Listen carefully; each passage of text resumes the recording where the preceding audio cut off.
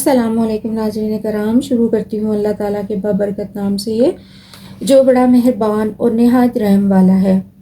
حضرت ابو ذر غفاری رضی اللہ تعالیٰ عنہ نے حضور صلی اللہ علیہ وآلہ وسلم سے عرض کیا، مجھے کوئی وصیت ارشاد فرمائیے۔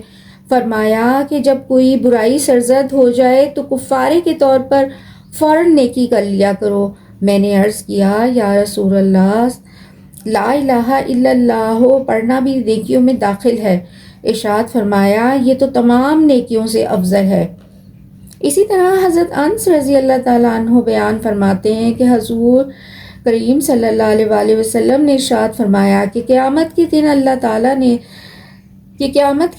تعالیٰ ارشاد فرمائیں گے کہ ہر اس شخص کو دوزخ سے نکال لو جس نے لا الہ الا اللہ کہا ہو اور اس کے دل میں ایک ذرہ برابر بھی ایمان ہو، اور ہر اس شخص کو نکال لو جس نے لا الہ الا اللہ کہا ہو، یا مجھے یاد کیا ہو، یا کسی موقع پر مجھ سے ڈرا ہو۔